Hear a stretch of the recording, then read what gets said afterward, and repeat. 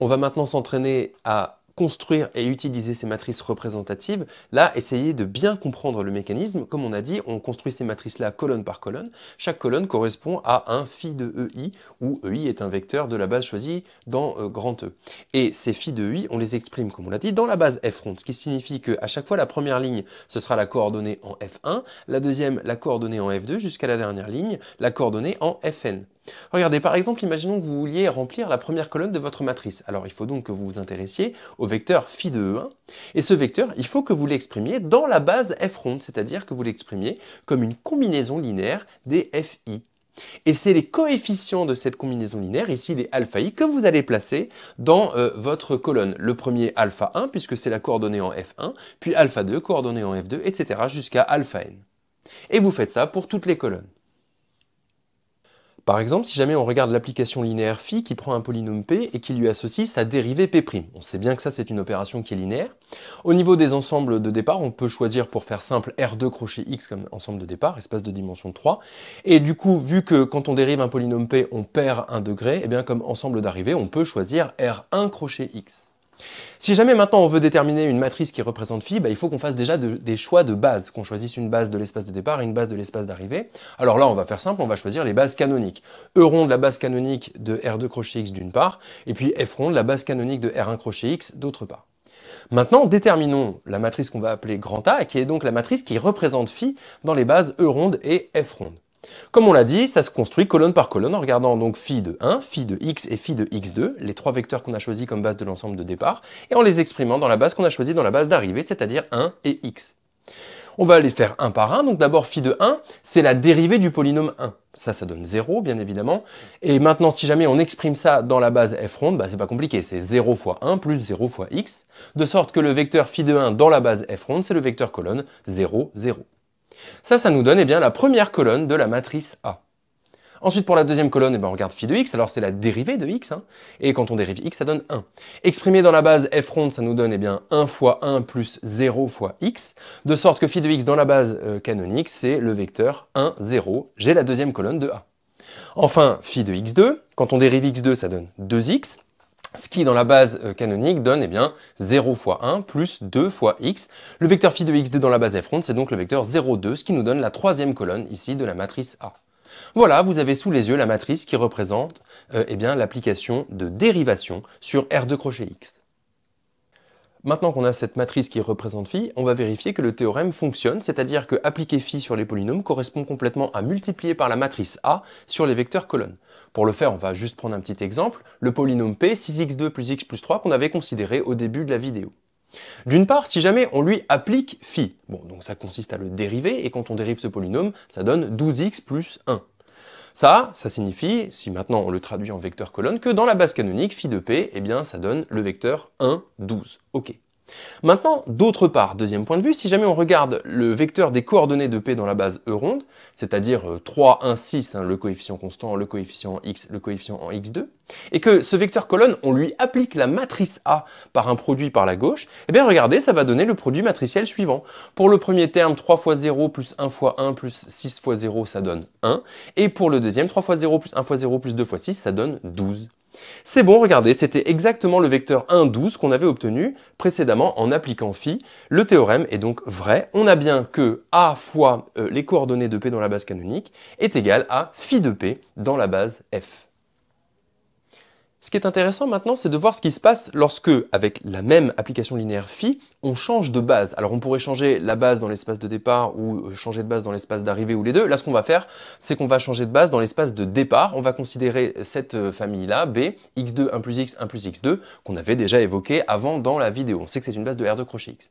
Et puis, on va construire la matrice qui représente phi, mais pas dans les bases canoniques, mais dans les bases B, pour l'espace de départ, et pour l'espace d'arrivée, on va garder la base canonique F ronde.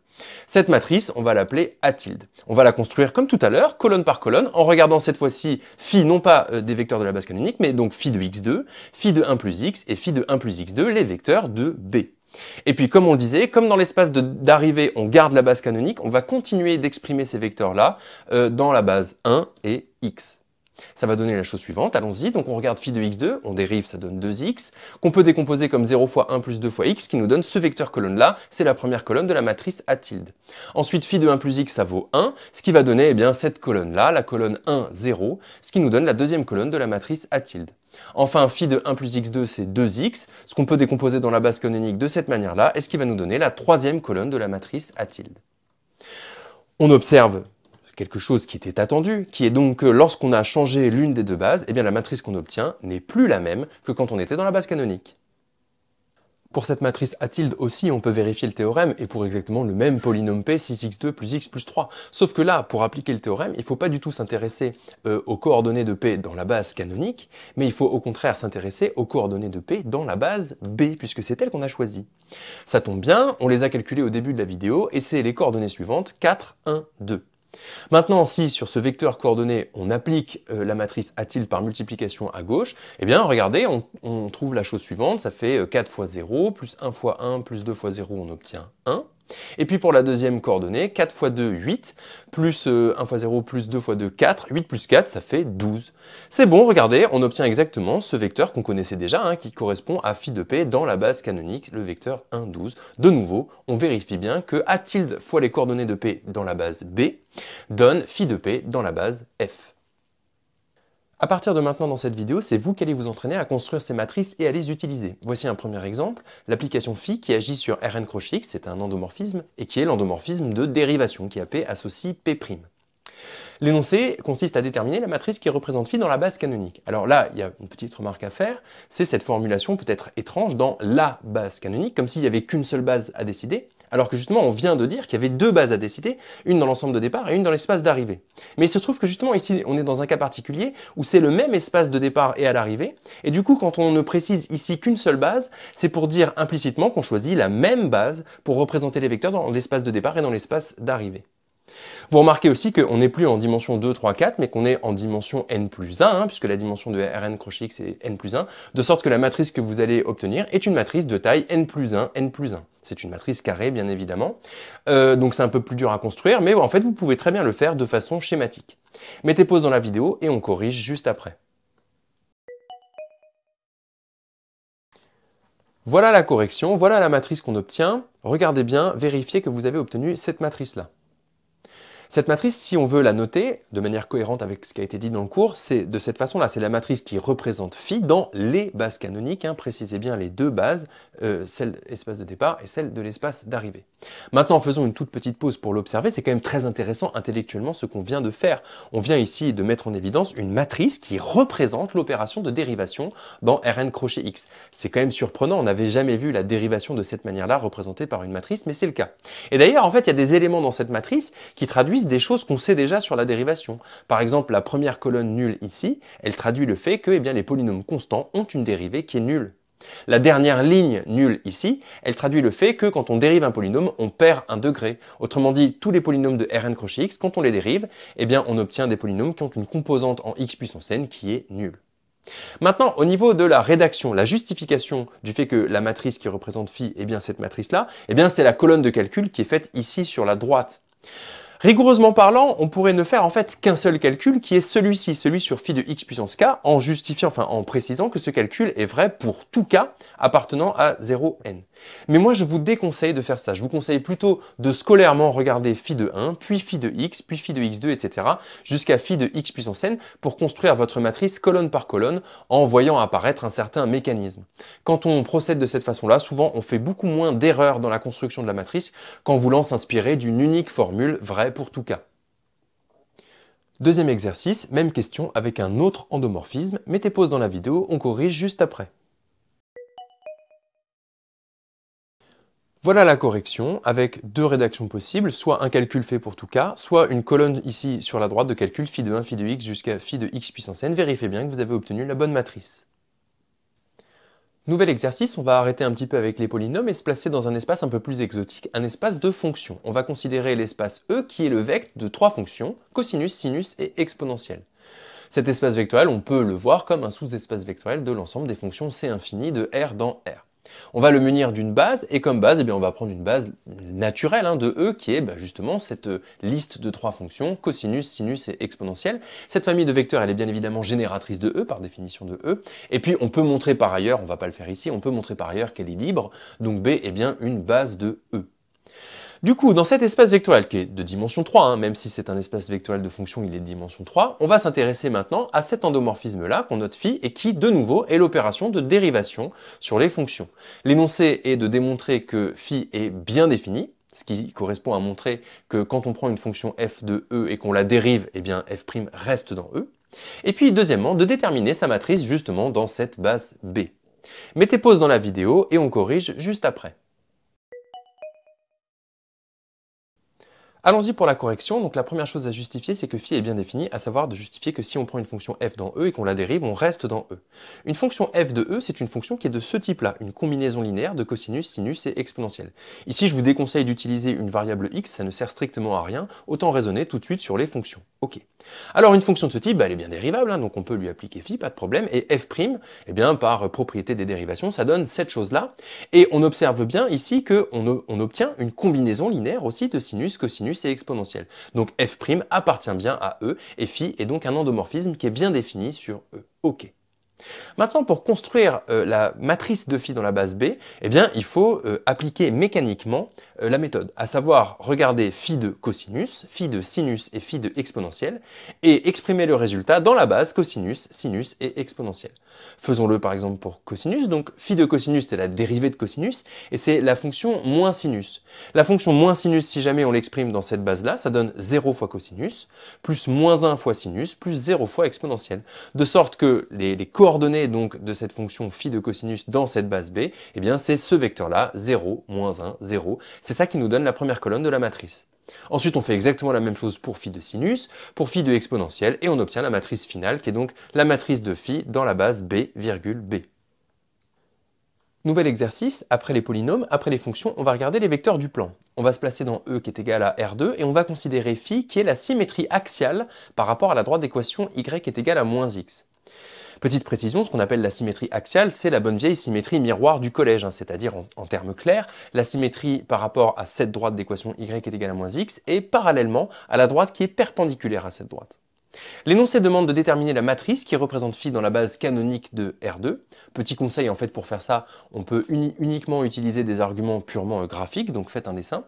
Et puis ensuite, en déduire le symétrique du vecteur qu'on a appelé t et qui est le vecteur de coordonnées 2, 3. Mettez pause dans la vidéo et on corrige juste après. Allons-y pour la correction. On va commencer par noter E1, E2, la base canonique de R2, et graphiquement, les vecteurs E1, E2, ils sont ici. Ok. Et puis maintenant, eh bien, on va appliquer mécaniquement notre méthode, c'est-à-dire calculer phi de E1 et phi de E2.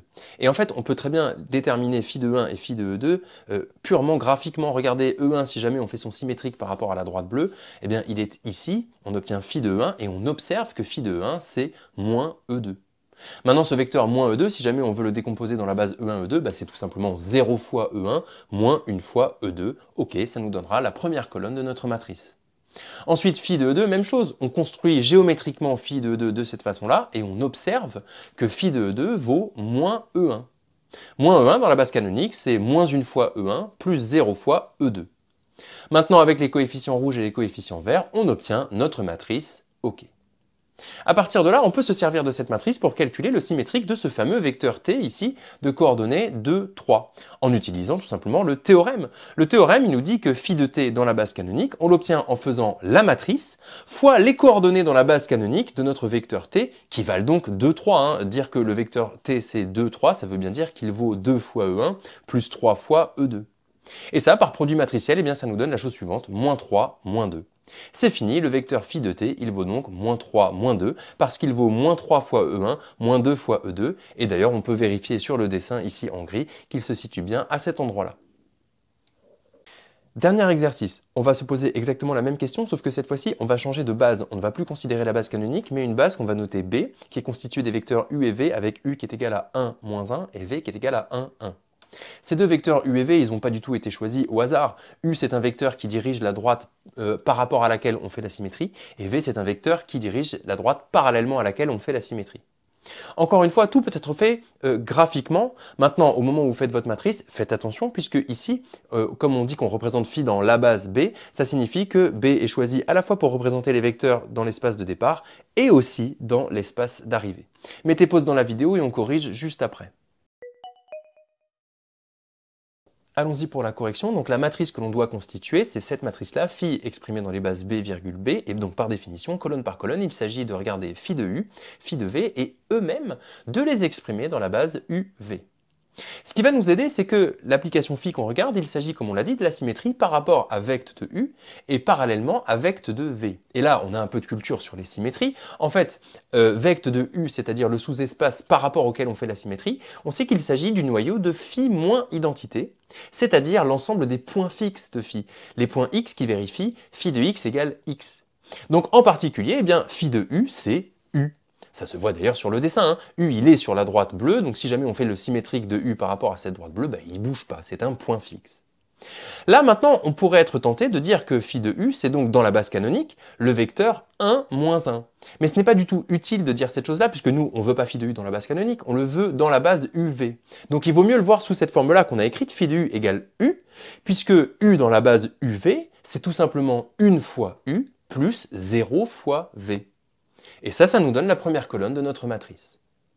Maintenant, ensuite, sur V, on sait que vecte de V, encore une fois par le cours sur les symétries, c'est le noyau de phi plus identité, c'est-à-dire des vecteurs x qui vérifient phi de x est égal à moins x.